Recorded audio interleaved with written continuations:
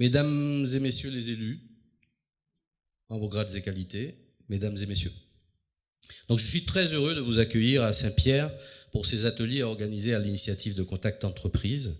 Et je remercie sincèrement sa présidente, Lucie Manuel, et tous les membres de l'association qui sont venus à Saint-Pierre en septembre dernier visiter notre ville. Je me rappelle leur surprise, parfois même leur tristesse, leur incrédulité en tout cas, face à l'évidence que Saint-Pierre avait été oublié quelquefois et que les cendres par endroits n'avaient même pas été déblayées. Je suis vraiment heureux parce que ce projet d'atelier pour Saint-Pierre est porté par le monde économique et qu'il révèle un engouement pour notre ville d'art et d'histoire, pour notre ville patrimoine de tous les Martiniquais. Je vous suis donc extrêmement reconnaissant. Parce que notre intuition, parce que notre conviction, parce que notre ambition sont désormais portées par un nombre croissant de nos compatriotes. Ils ont compris ce qu'est Saint-Pierre, ils ont compris ses forces et ses faiblesses. Ils savent ce que notre ville peut apporter à la Martinique. Et si Saint-Pierre était l'atout majeur du tourisme en Martinique? C'est la question qui articulera nos débats demain autour de 4 ateliers. Je dirais que Saint-Pierre est le symbole de notre ambivalence et de nos paradoxes. D'un côté, ses potentialités qui défient toutes les autres grandes villes patrimoine du monde et qui la placent au niveau des plus célèbres d'entre elles. Et de l'autre, une difficulté qui semble indépassable, un empêchement qui paraît profond, mais qu'il nous faut conjurer ici et plus tard, parce que nous sommes convaincus que la réussite de Saint-Pierre signe le succès de notre Martinique tout entière.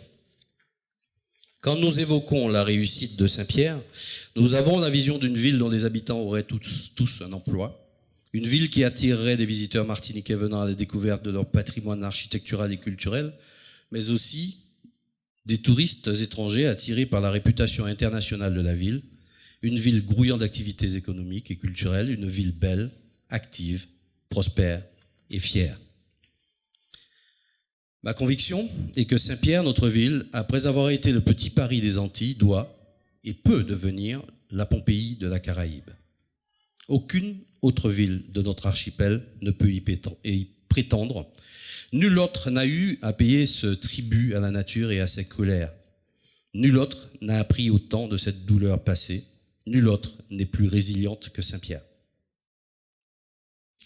Saint-Pierre n'est pas seulement exceptionnelle parce qu'elle a subi le cataclysme du 8 mai 1902. Elle est unique parce qu'elle vit avec ce souvenir. Cette présence de la catastrophe peut forger, j'en suis sûr, une citoyenneté exemplaire en matière de risques majeurs et d'éducation écologique. Ma conviction est que Saint-Pierre peut et doit redevenir une ville de la mer. Sa dans le sait, abrite encore une quinzaine de bateaux qui témoignent de l'évolution des techniques de navigation du début du XXe siècle. Et elle est l'une des plus belles de toute la Caraïbe. Elle accueille à nouveau depuis quelques mois des croisiéristes et les plaisanciers seront, je l'espère, de plus en plus nombreux à venir nous visiter, notamment quand la zone de mouillage portée par Cap Nord sera achevée.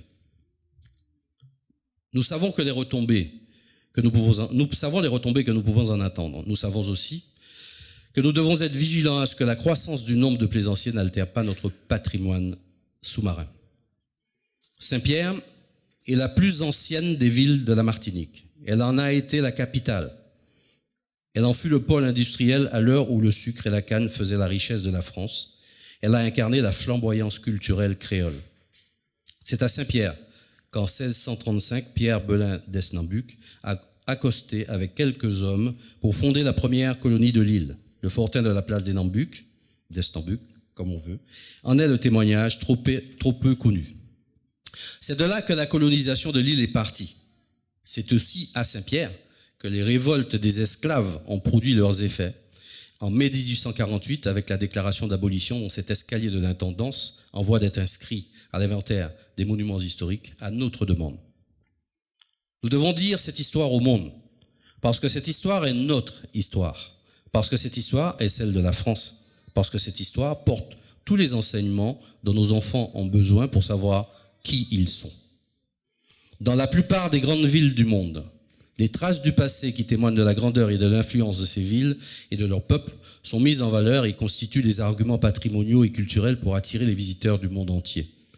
Nous ne parlons pas seulement de l'impact touristique de cette mise en valeur, nous voulons parler de la contribution de ces villes, de ces concentrations humaines à l'histoire du monde, par le dialogue permanent et la mise en relation qu'elles suscitent. C'est le cas par exemple tout près de nous à La Havane où la moindre pierre, le moindre petit caillou, le moindre vestige témoignant du passé précolombien et de la colonisation est recensé et montré, valorisé. C'est le cas de toutes les grandes villes européennes comme Rome, Paris, Vienne ou plus loin en Asie. Et c'est le bel exemple de notre ville jumelle d'Antigua du Guatemala, classée au patrimoine mondial de l'humanité, représentée ici par son conservateur, M. Norman Munoz, que je remercie de sa présence, aux côtés du consul honoraire du Guatemala, Sébastien Peromino, que je salue tout particulièrement. Saint-Pierre détient les mêmes atouts. Saint-Pierre dit qui nous sommes. Mais je suis persuadé que nous ne pouvons réussir seuls. Je sais que seule la mobilisation collective peut faire gagner notre ville et avec elle le Nord Caraïbe et toute la Martinique. Le sondage réalisé par Contact Entreprise en prélude de ces journées d'échange est en ce sens extrêmement réconfortant et éclairant. Les Martiniquais sont attachés à Saint-Pierre, ils ont foi en son destin, ils veulent se mobiliser. Et vous en êtes l'exemple. Et si Saint-Pierre s'affirmait comme l'une des plus grandes villes d'art et de l'histoire de France? Et si Saint-Pierre était la Pompéi de la Caraïbe? Et si Saint-Pierre redevenait une ville de la mer? Et si Saint-Pierre renaissait grâce à l'action citoyenne des Martiniquais? Je dis chiche. Relevons ensemble ces défis et travaillons à faire gagner Saint-Pierre et avec elle le Nord Caraïbe et toute la Martinique.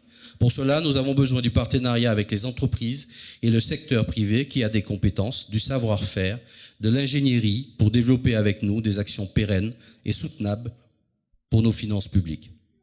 Pour faire gagner Saint-Pierre, nous avons aussi besoin de l'engagement de nos partenaires publics, l'État, dont je salue la présence ici par Monsieur le Préfet, la CTM, la communauté d'agglomération, les villes sœurs du Nord Caraïbe et de la convergence de leurs efforts. Je me félicite que des signes de cette convergence soient déjà tangibles, comme l'implantation de l'antenne de la CTM à Saint-Pierre ou la contribution substantielle de l'État dans le cadre de la Convention Ville d'Art et d'Histoire. Cette convergence devrait encore nous permettre de résoudre des questions structurantes pour le développement de notre projet. Je veux parler de la mobilité, je veux parler du désenclavement, je veux parler du transport, je veux parler des modes alternatifs au transport terrestre des matériaux, je veux parler de la lutte contre la pollution. Ces points sont à nos yeux essentiels. Je formule donc le vœu que nos ateliers débouchent sur des actions concrètes. Je suis convaincu qu'ils ne seront pas des ateliers de plus, mais qu'ils nous aideront à concilier les termes de nos paradoxes pour développer et protéger, pour croître et préserver, nous ouvrir au monde et prendre soin des Pirotins et améliorer leur vie quotidienne, sublimer notre passé en édifiant notre modernité. Je voudrais pour conclure saluer en particulier nos deux conférenciers de ce soir, Madame Marie Chomreau-Lamotte, que je remercie et je vous demande de la saluer. Merci Madame.